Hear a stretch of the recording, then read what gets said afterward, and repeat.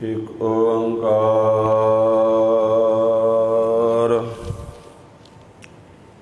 सतनाम करता पुरख निर्भौ निर्वैर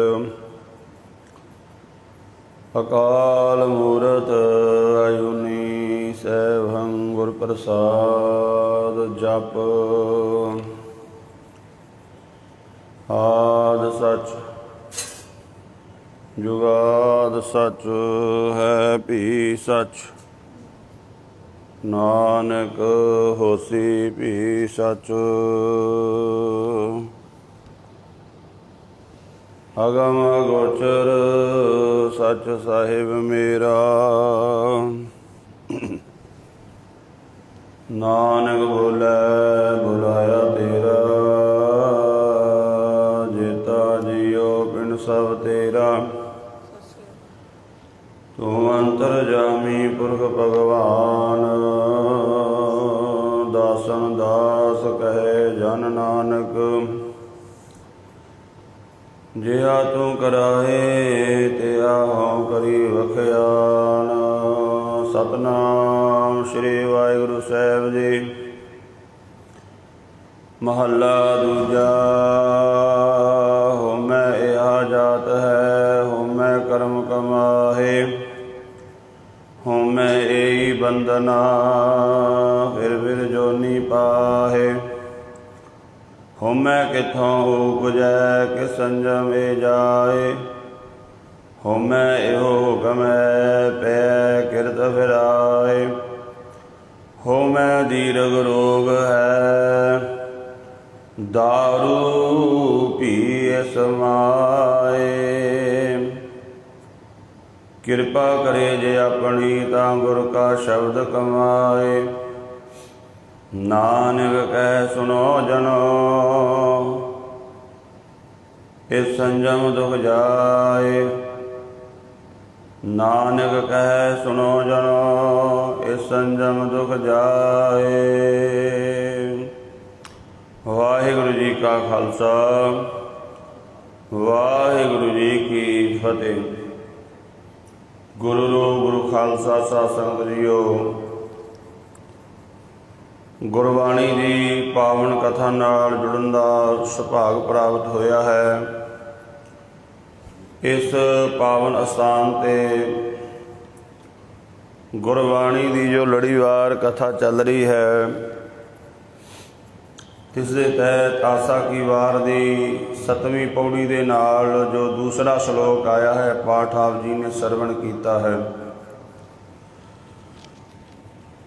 धन धन श्री गुरु नानक देव महाराज जी की पावन बाणी आसा की वार इहदे विच कुछ श्लोक गुरु अंगद देव महाराज जी के भी हैं। इत्थे जिहड़ा ये दूसरा श्लोक पौड़ी दे नाल आया है ये श्लोक गुरु अंगद देव महाराज जी का उच्चारण किया होया है। सतगुरु गुरु नानक देव महाराज जी ने फरमान किया है जीव का जिन्ना भी जीवन है हौमै दे नाल भरिया होया है। आत्मक ज्ञान तो बिना ये जीव अंदरों दुखी हुंदा रहिंदा है लुंदा है झूरदा है। जदों तक हौमै नूं नहीं समझेगा हौमै की है उदों तक इनू वाहिगुरू दे दर घर की सोझी नहीं आवेगी ते जदों तक वाहिगुरू दा दर इनू नहीं दिखाई दिंदा उदों तक ये जीव दुखी रहेगा संताप भोगदा रहेगा जमदा और मरदा रहेगा। भगत कबीर साहब जी का एक शब्द है उत्थे उन्होंने जिक्र किया है कि जदों कोई अभ्यासी अभ्यास करता है गुरु की मत लैके तां वाहिगुरू के दर घर दे विच ओह पहुँच जाता है। दरमादे ठाडे दरबार तुझ बिन सुरत करै को मेरी दर्शन दीजै खोल किवार। तेरे दर ते आ गए हाँ। वो दर कोई बाहरला नहीं, किसी मंदिर मसीत का जां किसी होर धार्मिक स्थान का नहीं कह रहे। वो परमात्मा का जो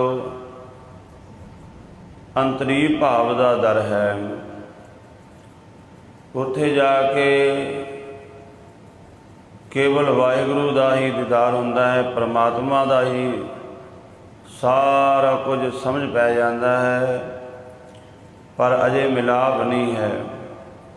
दर जिमें आपां किसी के घर के दर के बाहर चले गए, आपां नूं एड्रैस पता सी, खोज की, आपां उहदे गेट ते पहुँच गए, पर अजे उस दर के अंदर, उस घर के अंदर जो मालक रहिंदा है उहदे नाल मिलाप नहीं होया। जदों तक दर नहीं समझ पैंदी उदों तक ये जीव जिहड़ा है भटकदा है। होमै बूझै तां दर सूझै, जदों तक होमै है वो दर की समझ पैंदी ही नहीं है। जदों होमै बुझ लैंदा होमै है बीमारी की है, फिर वाहिगुरू का दर घर इहनूं सुझ पैंदा है, फिर उहदे मिलाप वास्ते पुकार करदा है। वेखो साधना उदों तक करनी जदों तक वह दर प्राप्त हो जाए। जदों दर प्राप्त हो गया फिर साधना की लोड़ नहीं, फिर केवल अरदास की लोड़ हुंदी है। जिमें भगत कबीर साहब कहते अरदास है दरमादे ठाडे दरबार, तुझ बिन सुरत करै को मेरी, दर्शन दीजै खोल किवार। हुण दर्शन दिओ, हुण मिलाप करो। अरदास ये अरदास सारिया भगतां ने कीती है। जिमें भगत रविदास जी भी कहते ने कूप भरियो जैसे दादरा, कस देश विदेश न बूझ, ऐसे मेरा मन विख्या मोया, किश आरा पार ना सूझ, सगल भवन के नायका एक छिन दर्श दिखाए जी। तो पहला होमै बारे जानना पवेगा, क्योंकि रुकावट है सब तो वड्डी है। तो जदों इहनूं समझ लिया फिर दर घर की सोझी आ जाती। साधना करके ही पता लगता है। जिमें जिमें आपां अभ्यास करांगे सानू पता लग जाएगा साडे अंदर कित्थे कित्थे होमै फसी हुई है। जिमें डॉक्टर चैक करदा है ना, उहदे कोल थर्मामीटर है, मशीनां ने चैक करदा बीमारी कित्थे कित्थे है, उसकी फिर पकड़ करके उसका इलाज होंदा है। तो पातशाह धन गुरु अंगद देव जी महाराज इत्थे हुण खोलदे ने होमै है की चीज़, होमै नूं बुझना की है। होमै बूझे का अर्थ होमै बारे पता लग जाना, बुझ लेना, जान लेना होमै है की बीमारी। गुरु नानक पातशाह जी कहते सारे कर्म होमै दे विच, दान भी भावें कोई चंगा है भावें कोई माड़ा है, सारा कर्म होमै विच है। तो जदों तक होमै विच कर्म है फिर ये रब का मिलाप नहीं लै सकेगा। फिर ये जमदा मरदा रहेगा, भावें चंगे कर्म कर रहा है तो भावें माड़े। माड़े ने तो जाना ही नरकां विच, पर चंगे कर्म करन वाला भी वो भी मुक्त नहीं होवेगा, क्योंकि होमै दे विच है। तो पहला होमै नूं पहला बीमारी नूं जानना है की चीज़, तो गुरु अंगद देव जी महाराज इसनूं खोलते ने होमै है की चीज़। सह सच्चे पातशाह कृपा कर रहे ने। महला दूजा। दूसरे पातशाह धन गुरु अंगद देव जी महाराज फरमान किया है, होमै यह जात है, होमै कर्म कमाए। होमै दी ये जात है केड़ी, होमै नूं जानना होवे। किसे जिन्ने भी मनुख आपां वेखदे हां ना, जिन्नियां भी दुनिया विच जातां ने, इहदा कारण जे आपां अंतरीव भाव दा खोजीए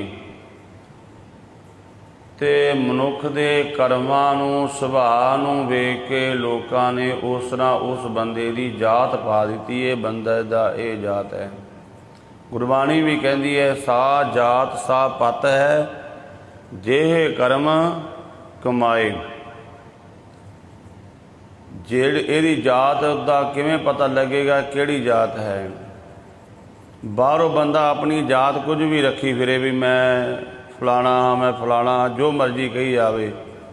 ਗੁਰਬਾਣੀ ਕਹਿੰਦੀ ਬੰਦੇ ਦੀ ਜਾਤ ਵੇਖਣੀ ਹੈ ਤਾਂ ਇਹਦੇ ਕਰਮ ਵੇਖੋ ਜੀ। ਉੱਚੀ ਜਾਤ ਜਾਂ ਨੀਵੀਂ ਜਾਤ, ਸੰਸਾਰ ਵਿੱਚ ਦੋ ਤਰ੍ਹਾਂ ਦੀਆਂ ਸ਼੍ਰੇਣੀਆਂ ਨੇ। ਇੱਕ ਉੱਚੀ ਜਾਤ ਵਾਲੇ ਨੇ, ਇੱਕ ਨੀਵੀਂ ਜਾਤ ਵਾਲੇ ਕਹੇ ਜਾਂਦੇ ਨੇ। ਗੁਰਬਾਣੀ ਨੇ ਬਾਹਰਲੀ ਜਾਤ ਪਾਤ ਨੂੰ ਨਹੀਂ ਮੰਨਿਆ, ਪਰ ਮਹਾਰਾਜ ਕਹਿੰਦੇ ਜੇ ਤੁਸੀਂ ਵੇਖਣਾ ਵੀ ਬੰਦੇ ਦੀ ਜਾਤ ਨੀਵੀਂ ਹੈ ਕਿ ਉੱਚੀ ਹੈ ਤਾਂ ਇਹਦੇ ਕਰਮ ਵੇਖੋ ਜੀ। ਸਾ ਜਾਤ ਸਾ ਪਤ ਹੈ, ਉਸ ਤਰ੍ਹਾਂ ਦੀ ਇਹਦੀ ਪਤ ਆਬਰੂ ਹੈ ਜਿਸ ਤਰ੍ਹਾਂ ਦੇ ਕਰਮ ਕਰਦਾ ਹੈ। ਸਾ ਜਾਤ ਸਾ ਪਤ ਹੈ, ਜੇ ਕਰਮ ਕਮਾਏ। ਚੰਗੇ ਕਰਮ ਕਰ ਰਿਹਾ ਤੇ ਮਹਾਰਾਜ ਕਹਿੰਦੇ ਉੱਚੀ ਜਾਤ ਵਾਲਾ ਹੈ, ਤੇ ਜੇ ਮਾੜੇ ਕਰਮ ਕਰ ਰਿਹਾ ਉਹ ਭਾਵੇਂ ਕਿਸੇ ਉੱਚੀ ਜਾਤ ਵਾਲਾ ਹੀ ਹੋਵੇ, ਉਹਨੂੰ ਨੀਚ ਜਾਤ ਵਾਲਾ ਮਹਾਰਾਜ ਕਿਹਾ ਹੈ। ਮਹਾਰਾਜ ਕਹਿੰਦੇ ਨੀਚ ਜਾਤ ਦਾ ਹੈ। ਜਿਵੇਂ ਸਤਿਗੁਰੂ ਗੁਰੂ ਨਾਨਕ ਦੇਵ ਜੀ ਮਹਾਰਾਜ ਜਦੋਂ ਹਰਿਦੁਆਰ ਗਏ, ਉੱਥੇ ਜਿਹੜੇ ਬ੍ਰਾਹਮਣ ਨਾਲ ਮਹਾਰਾਜ ਜੀ ਦੀ ਚਰਚਾ ਹੋਈ, ਬਹੁਤ ਸਾਰੇ ਹੋਰ ਵੀ ਬ੍ਰਾਹਮਣ ਇਕੱਠੇ ਹੋ ਗਏ। ਮਹਾਰਾਜ ਕਹਿੰਦੇ ਤੁਹਾਡੇ ਅੰਦਰ ਬੜੇ ਚੰਡਾਲ ਬੈਠੇ ਨੇ, ਤੁਸੀਂ ਬਾਹਰੋਂ ਉੱਚੀ ਜਾਤ ਵਾਲੇ ਬਣੀ ਬੈਠੇ ਹੋ, ਅੰਦਰ ਤੁਹਾਡੇ ਚੰਡਾਲ ਬੈਠੇ ਹਨ। ਇਹ ਕਾਮ ਕ੍ਰੋਧ ਲੋਭ ਮੋਹ ਹੰਕਾਰ, ਅਤੇ ਜਿੱਥੇ ਇਹਨਾਂ ਦਾ ਵਸੇਬਾ ਉਹ ਬੰਦਾ ਕਦੀ ਉੱਚੀ ਜਾਤ ਵਾਲਾ ਨਹੀਂ ਹੋ ਸਕਦਾ। ਸਰੀਰ ਦੀ ਕੋਈ ਜਾਤ ਨਹੀਂ ਹੈ, ਜਾਤ ਹੈ ਮਨੁੱਖ ਦੇ ਸੁਭਾਅ ਦੀ, ਕਰਮਾਂ ਦੀ। ਤੋ ਪਾਤਸ਼ਾਹ ਕਹਿੰਦੇ ਹਉਮੈ ਦੀ ਜਾਤ ਕੀ ਹੈ, ਕਿਵੇਂ ਪਤਾ ਲੱਗੇ? ਹਉਮੈ ਸ਼ਬਦ ਦੋ ਸ਼ਬਦਾਂ ਦੀ ਸੰਧੀ ਹੈ, ਦੋ ਸ਼ਬਦਾਂ ਦਾ ਜੋੜ ਹੈ ਹਉਮੈ। ਹਉ ਮੈਂ, ਹਉਮੈ, ਹਉ ਦਾ ਅਰਥ ਵੀ ਮੈਂ ਹੀ ਹੈ। ਜਿਵੇਂ ਬਾਣੀ ਵਿੱਚ ਆਉਂਦਾ ਹੈ, ਹਉ ਆਪੋ ਬੋਲ ਨਾ ਜਾਣਦਾ, ਮੈਂ ਕਿਹਾ ਸਭ ਹੁਕਮਾਓ ਜੀਓ। ਹਉ ਆਇਆ ਦੂਰੋਂ ਚੱਲ ਕੇ, ਮੈਂ ਤੱਕੀ ਤੋ ਸਰਨਾਏ ਜੀਓ। ਹਉ ਦਾ ਅਰਥ ਵੀ ਮੈਂ, ਤੇ ਮੈਂ ਤਾਂ ਅਰਥ ਦਾ ਮੈਂ ਹੀ ਹੈ। ਦੋ ਵਾਰੀ ਜਦੋਂ ਮੈਂ ਜੁੜ ਜੇ ਉਹਨੂੰ ਕਹਿੰਦੇ ਨੇ ਹਉਮੈ। ਬੰਦਾ ਹਰ ਇੱਕ ਥਾਂ 'ਤੇ ਕੀ ਕਹਿੰਦਾ? ਮੈਂ ਇਹ ਕਰਮ ਕੀਤਾ, ਮੈਂ ਇਹ ਕੀਤਾ, ਮੈਂ ਇਹ ਕੀਤਾ। ਅਤੇ ਹਉਮੈ ਦਾ ਜਾਤ, ਹਉਮੈ ਦੀ ਜਾਤ ਕੀ ਹੈ, ਸੁਭਾਅ ਕੀ ਹੈ ਹਉਮੈ ਦਾ? ਹਉਮੈ ਕਿਸ ਨੂੰ ਕਹਿੰਦੇ ਨੇ? ਹਉਮੈ ਕਰਮ ਕਮਾਏ, ਹਉਮੈ ਇਹ ਜਾਤ ਹੈ, ਹਉਮੈ ਕਰਮ ਕਮਾਏ। ਜਿਹੜੇ ਕਰਮਾਂ ਵਿੱਚ ਮੈਂ ਆ ਗਈ ਉਹ ਹਉਮੈ ਹੈ। ਹਉਮੈ, ਜਿਹੜਾ ਬੰਦਾ ਹਉਮੈ ਵਿੱਚ ਫਸਿਆ ਉਹਦਾ ਕੀ ਪਤਾ ਲੱਗੇਗਾ, ਕਿਵੇਂ ਪਤਾ ਲੱਗੇਗਾ? ਉਹਦਾ ਥਰਮਾਮੀਟਰ ਇਹੀ ਹੈ ਬਸ, ਉਹ ਕਿਸੇ ਨਾ ਕਿਸੇ ਰੂਪ ਦੇ ਵਿੱਚ ਆਪਣੀ ਹਉਮੈ ਨੂੰ ਜਣਾਏਗਾ ਕਿ ਮੈਂ ਇਹ ਕੀਤਾ, ਮੈਂ ਇਹ ਕੀਤਾ। ਮੇਰੇ ਵਰਗਾ ਚੰਗਾ ਦੁਨੀਆ ਵਿੱਚ ਕੋਈ ਹੈ ਨਹੀਂ। ਕੋਈ ਕਿੰਨਾ ਵੀ ਬੰਦਾ ਨੀਚ ਤੋਂ ਨੀਚ ਕਰਮ ਕਰਨ ਵਾਲਾ ਵੀ ਹੋਵੇ ਨਾ, ਉਹ ਵੀ ਕਹਿੰਦਾ ਮੈਂ ਚੰਗਾ, ਦੂਜੇ ਮਾੜੇ ਨੇ। ਹਉਮੈ ਦਾ ਇਹ ਸੁਭਾਅ ਹੈ, ਹਉਮੈ ਦੀ ਇਹੀ ਜਾਤ ਹੈ ਕਿ ਹਰ ਇੱਕ ਕਰਮ ਦੇ ਵਿੱਚ ਜੀਵ ਮੈਂ ਕਰਦਾ। ਇੱਥੋਂ ਪਤਾ ਲੱਗਦਾ ਹੈ, ਜਿਵੇਂ ਥਰਮਾਮੀਟਰ ਲਾ ਕੇ ਡਾਕਟਰ ਚੈੱਕ ਕਰ ਲੈਂਦਾ ਇਹਨੂੰ ਬੁਖਾਰ ਹੈ। ਹੁਣ ਬੁਖਾਰ ਵੀ ਕਈ ਤਰ੍ਹਾਂ ਦਾ, ਉਹਦੇ ਚੈੱਕਅਪ ਕਰਨ ਦੇ ਵੱਖੋ ਵੱਖਰੇ ਤਰੀਕੇ ਨੇ। ਕੋਈ ਬਲੱਡ ਦੇ ਦੁਆਰਾ ਚੈੱਕ ਹੋ ਪਾਉਂਦਾ, ਉਹਦਾ ਪਤਾ ਲੱਗਦਾ ਨਹੀਂ। ਥਰਮਾਮੀਟਰ ਨਾਲ ਨਹੀਂ ਪਤਾ ਲੱਗਦਾ ਬੁਖਾਰ ਦਾ, ਉਹ ਫਿਰ ਬਲੱਡ ਦਾ ਟੈਸਟ ਹੁੰਦਾ ਹੈ ਵੀ ਇਹਨੂੰ ਕਿਸ ਤਰ੍ਹਾਂ ਦਾ ਬੁਖਾਰ ਹੈ। ਉਹਦੇ ਅੱਗੇ ਕਈ ਪ੍ਰੋਸੀਜਰ ਹਨ। ਤਾਂ ਇਸੇ ਤਰ੍ਹਾਂ ਇਹ ਹਉਮੈ ਦੇ ਕਈ ਰੂਪ ਹਨ। ਮਹਾਰਾਜ ਕਹਿੰਦੇ ਹਉਮੈ ਦੀ ਇਹੀ ਜਾਤ, ਇਹ ਸੁਭਾਅ ਹੈ ਹਉਮੈ ਦਾ ਕਿ ਹਰ ਇੱਕ ਕਰਮ ਦੇ ਵਿੱਚ ਜੀਵ ਮੈਂ ਕਰਦਾ, ਹਉਮੈ ਕਰਦਾ ਹੈ। ਹਉਮੈ ਏਈ ਬੰਧਨਾ ਫਿਰ ਜੋਨੀ ਪਾਏ। ਹਉਮੈ ਦੇ ਬੰਧਨ ਕੀ ਨੇ? ਹਉਮੈ ਕਰਦੀ ਕੀ ਹੈ? ਜਿਵੇਂ ਬਿਜਲੀ ਆ ਰਹੀ, ਬਿਜਲੀ ਕਰੰਟ ਕਰਦਾ ਕੀ ਹੈ? ਬੰਦਾ ਉਹ ਨੰਗੀਆਂ ਤਾਰਾਂ ਪਕੜ ਲਵੇਗਾ, ਉਹ ਖਤਮ ਕਰ ਦਿੰਦੀ ਹੈ। ਹਉਮੈ ਦਾ ਕੀ ਕੰਮ ਹੈ? ਹਉਮੈ ਜੀਵ ਨੂੰ ਮੁੜ ਕੇ ਜੂਨੀਆਂ ਵਿੱਚ ਪਾਉਂਦੀ ਹੈ। ਜਿਵੇਂ ਜ਼ਹਿਰ ਹੈ, ਗੁਰਬਾਣੀ ਕਹਿੰਦੀ ਵਿਸ ਖਾਧੀ ਤਤਕਾਲ ਮਰ ਜਾਏ। ਬੰਦਾ ਜ਼ਹਿਰ ਖਾ ਕੇ ਆਖੇ ਮੈਨੂੰ ਕੁਝ ਨਹੀਂ ਹੁੰਦਾ, ਤੁਸੀਂ ਕੁਝ ਨਾ ਕਰੋ, ਮੈਨੂੰ ਕੁਝ ਨਹੀਂ ਹੁੰਦਾ, ਮੈਂ ਤਾਂ ਅੰਮ੍ਰਿਤ ਪੀਤਾ ਹੈ, ਜੋ ਮਰਜ਼ੀ ਕਹੀ ਜਾਵੇ, ਪਰ ਅੰਦਰ ਤਾਂ ਜ਼ਹਿਰ ਗਈ ਹੈ ਨਾ। वो मरेगा ही मरेगा। इस तरह महाराज कहते होमै जिहड़ा जीव होमै विच फसिया कुछ भी आखे मैं नहीं होमै करदा, नाले होमै करी जाता है, पर वो मरेगा ही मरेगा, वो दुनिया में भटकेगा ही भटकेगा।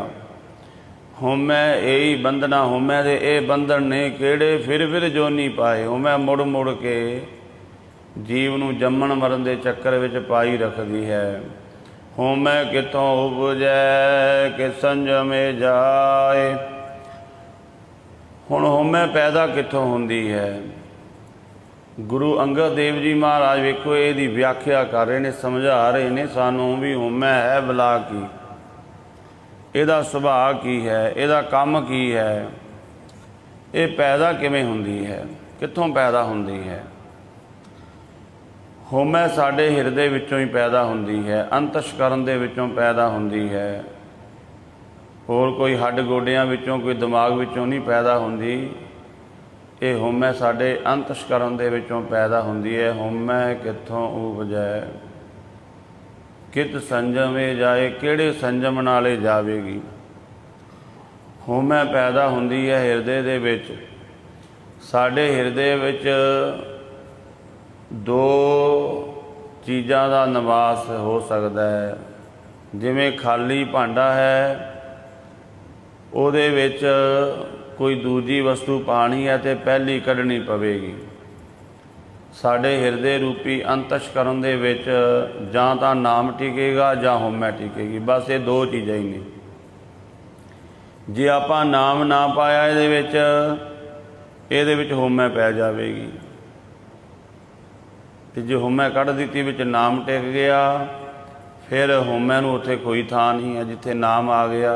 ताई तो महाराज कहते होमै नावै नाल विरोध है, दोए ना वसै एक ठाए। नाम दा होमै नाल कोई विरोध नहीं है, होमै दा नाम नाल विरोध है। जिवें सूरज दा चानण दा हनेरे नाल कोई विरोध नहीं है। हनेरा अजे चानण नूं ढकना चाहुंदा है, छुपाना चाहुंदा है, पर जिथे सूरज आ गया, चानण आ गया, उत्थे अंधकार नहीं रहेगा। ते जिथे अंधकार है उत्थे चानण नहीं दिखाई देंदा। इस तरह जिथे होमै है उत्थे नाम नहीं टिक सकदा। होमै नामै नाल विरोध है, दोए ना वसै इक ठाए। महाराज कहते होमै पैदा कित्थों हुंदी है? होमै साडे अंतशकरण दे विचों ही, हिरदे विचों ही पैदा हुंदी है। किहड़े संजम नाल ये दूर होवेगी, की संजम वरतना पवेगा। महाराज कहते होमै इहो हुकम है पिया किरत फिराए। ये जिहड़ी होमै वाहिगुरू दे हुकम दे अंदर वाहिगुरू ने सानू होमै दित्ती है, पर होमै माड़ी नहीं है गुरमुखो, ये भी बचन नाल है। होमै माड़ी नहीं है। होमै नूं वरतन दा तरीका आ जावे सानू।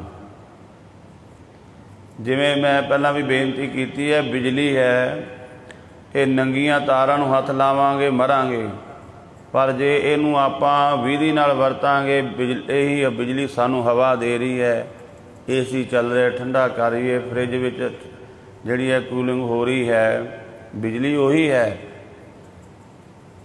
होमै माड़ी नहीं है, पर इहनूं वरतना किहड़े तरीके दे नाल है, इस गल दी होमै करनी। मेरा गुरु बड़ा वड्डा है, इस गल दी नहीं कि दुनिया मेरे को दुनिया दे दार पदार्थ बड़े ने, मेरे को दुनियादारां नाल सांझ है, वड्डे वड्डे राजियां महाराजियां नाल, धनी लोकां नाल।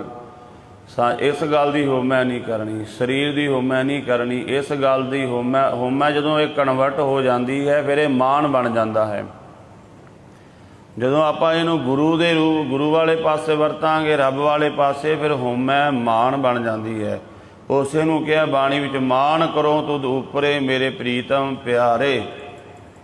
मान हुंदा है कि सच्चे पातशाह मैनूं मान है तुहाडे ते। कोई सामने आ गया, उन्हें आके कहा मेरे को बड़ी शक्ति है, मैं तेरे नाल ये कर दांगा, तो सामने वाला अगला कहन लगा मेरा गुरु बड़ा समर्थ है, तू मेरा कुछ नहीं बिगाड़ सकता। ਆਪਣੇ ਉਸ ਮਾਲਕ ਤੇ ਵਾਹਿਗੁਰੂ ਤੇ ਮਾਣ ਕਰਨਾ, ਇਹ ਹਉਮੈ ਕਨਵਰਟ ਹੋ ਗਈ। ਪਰ ਜਦੋਂ ਇਹ ਦੁਨਿਆਵੀ ਵਾਲੇ ਪਾਸੇ ਆ ਗਈ ਫਿਰ ਇਹ ਨੁਕਸਾਨ ਕਰਦੀ ਹੈ। ਜਦੋਂ ਆਪਾਂ ਦੁਨਿਆਵੀ ਕੰਮਾਂ ਦੀ ਹਉਮੈ ਕਰਨ ਲੱਗ ਪਏ ਵੀ ਮੈਂ ਕੀਤਾ, ਜਦੋਂ ਆਪਾਂ ਇਹਨੂੰ ਗੁਰੂ ਵਾਲੇ ਪਾਸੇ ਵਰਤਾਂਗੇ, ਰੱਬ ਵਾਲੇ ਪਾਸੇ ਵਰਤਾਂਗੇ, ਇਹ ਸਾਨੂੰ ਸੁੱਖ ਦੇਵੇਗੀ, ਆਨੰਦ ਦੇਵੇਗੀ।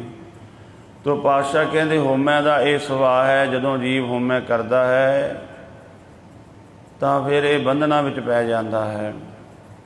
ਹਉਮੈ ਇਹੋ ਹੁਕਮ ਹੈ ਪਿਆ ਕਿਰਤ ਫਰਾਏ, ਇਹ ਹੁਕਮ ਹੈ ਵਾਹਿਗੁਰੂ ਦਾ ਕਿ ਜਦੋਂ ਜੀਵ ਆਪਣੇ ਤੇ ਹਉਮੈ ਕਰਨ ਲੱਗ ਜਾਏਗਾ, ਮੈਂ ਹਾਂ, ਮੈਂ ਸਾਰਾ ਕੁਝ ਕਰ ਰਿਹਾ ਹਾਂ, ਬਸ ਫਿਰ ਇਹ ਕੀਤੇ ਹੋਏ ਕਰਮ ਇਹਨੂੰ ਜਿਹੜੇ ਹਨ ਭਟਕਾਉਂਦੇ ਫਿਰਨਗੇ ਆਵਾਗਮਨ ਦੇ ਵਿੱਚ। ਇਹ ਹਉਮੈ ਇਹਨੂੰ ਖੁਆਰੀ ਕਰਨ ਲੱਗ ਜਾਵੇਗੀ।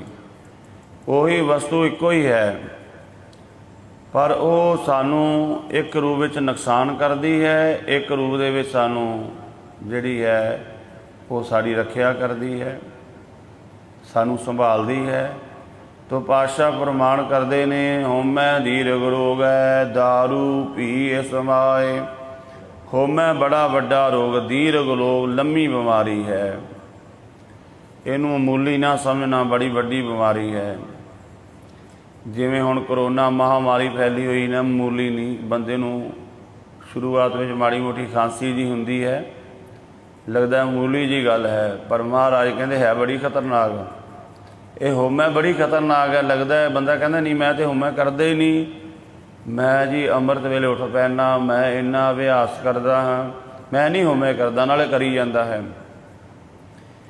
ਇਹ ਜਿਹੜੀ ਕਿਤੇ ਕਿਤੇ ਵੀ ਹਉਮੈ ਕਰਨੀ ਹੈ ਨਾ, ਆਪਣੀ ਮੈਂ ਨੂੰ ਤਾਂ ਬਿਲਕੁਲ ਬੰਦ ਹੀ ਕਰਦੇ ਵੀ ਮੈਂ ਕੁਝ ਕੀਤਾ ਹੈ। ਇਹ ਗੁਰੂ ਦੀ ਬਖਸ਼ਿਸ਼, ਬਸ ਹਰ ਸਮੇਂ ਕਹਿ ਦੇਵੇ ਅੱਗੇ ਗੁਰੂ ਦੀ ਬਖਸ਼ਿਸ਼ ਨੂੰ ਅੱਗੇ ਕਿ ਭਾਈ ਇਹ ਗੁਰੂ ਦੀ ਹੀ ਕਿਰਪਾ ਹੈ, ਇਹ ਉਸ ਨਿਰੰਕਾਰ ਦੀ ਕਿਰਪਾ ਹੈ ਤਾਂ ਹੀ, ਨਹੀਂ ਤਾਂ ਫਿਰ ਇਹ ਹਉਮੈ ਨੂੰ ਆਵਾਗਮਨ ਦੇ ਵਿੱਚ ਪਵਾਉਂਦੀ ਹੈ, ਕਦੇ ਕਿਤੇ ਕਦੇ ਕਿਸੇ ਜੂਨੀ ਦੇ ਵਿੱਚ।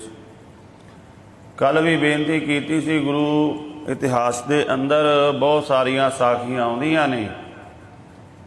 ਜਿਵੇਂ ਕੱਲ੍ਹ ਭਾਈ ਆਪ ਜੀ ਨੇ ਡੱਲ ਸਿੰਘ ਦੀ ਸਾਖੀ ਸੁਣੀ ਸੀ। ਗੁਰੂ ਗੋਬਿੰਦ ਸਿੰਘ ਮਹਾਰਾਜ ਜੀ ਦੇ ਇਤਿਹਾਸ ਦੇ ਅੰਦਰ ਹੀ ਜ਼ਿਕਰ ਆਉਂਦਾ ਹੈ, ਇੱਕ ਭਾਈ ਲਾਲ ਸਿੰਘ ਹੋਏ ਨੇ। ਉਹਨਾਂ ਦਾ ਕੰਮ ਕੀ ਸੀ? ਬਹੁਤ ਵਧੀਆ ਸ਼ਸਤਰ ਘੜਦੇ ਸਨ। ਇੱਕ ਗੈਂਡੇ ਦੀ ਖੱਲ ਉਹਨਾਂ ਨੂੰ ਮਿਲ ਗਈ, ਉਹਦੀ ਢਾਲ ਬਣਾਈ ਬੜੀ ਵਧੀਆ, ਅਤੇ ਕਹਿੰਦੇ ਗੁਰੂ ਗੋਬਿੰਦ ਸਿੰਘ ਮਹਾਰਾਜ ਜੀ ਕੋਲ ਭੇਟਾ ਕਰਨੀ ਲੈ ਕੇ ਆ ਗਿਆ।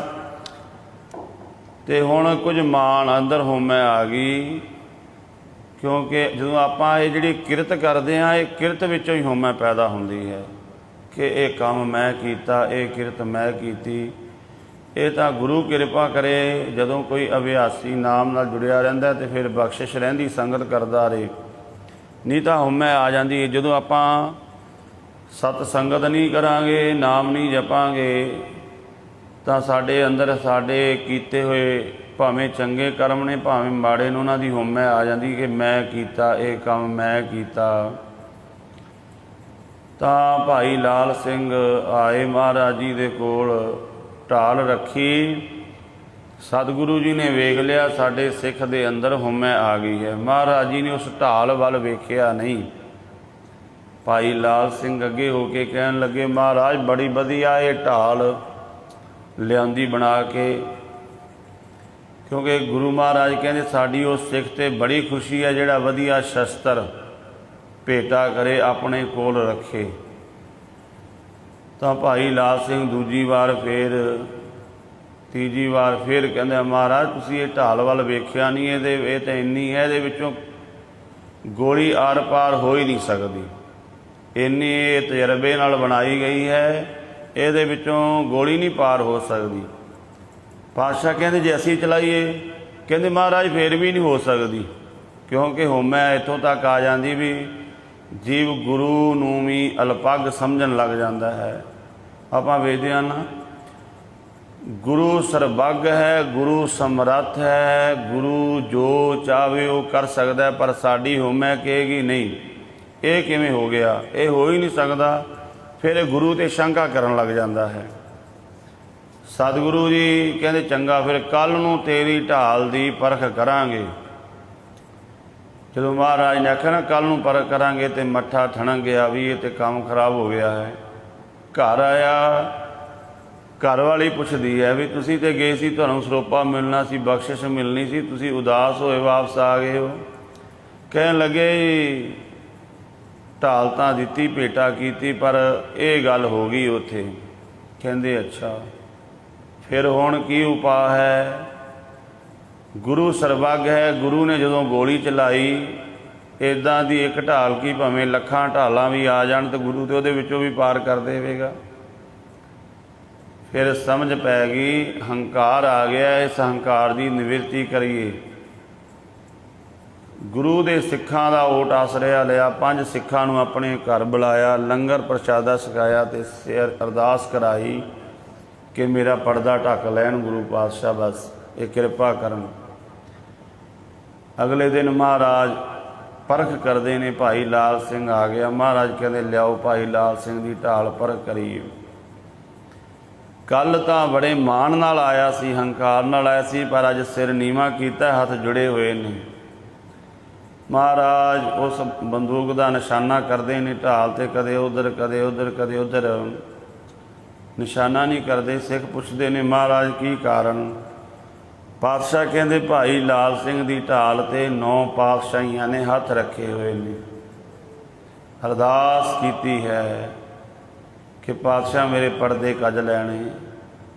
ਸਤਿਗੁਰੂ ਗੁਰੂ ਗੋਬਿੰਦ ਸਿੰਘ ਮਹਾਰਾਜ ਕਿਰਪਾ ਕੀਤੀ, ਸਿੱਖ ਦੇ ਅੰਦਰ ਮਹਾਰਾਜ ਹਉਮੈ ਨਹੀਂ ਰਹਿਣ ਦਿੰਦੇ। ਪਤਾ ਹੈ ਮਹਾਰਾਜ ਨੂੰ, ਜਿਵੇਂ ਆਪਾਂ ਨੂੰ ਪਤਾ ਹੈ ਨਾ ਵੀ ਆਪਣੇ ਬੱਚੇ ਮਿੱਟੀ ਮੁੱਟੀ ਵਿੱਚ ਲਿਬੜ ਜਾਣ ਨਾ, ਤੇ ਮਾਂ ਪਕੜ ਕੇ ਲੈ ਜਾਂਦੀ, ਪਿਤਾ ਪਕੜ ਕੇ ਲੈ ਜਾਂਦਾ, ਹੱਥ ਧੋਵੋ, ਚੰਗੀ ਤਰ੍ਹਾਂ ਵਾਸ਼ ਕਰੋ।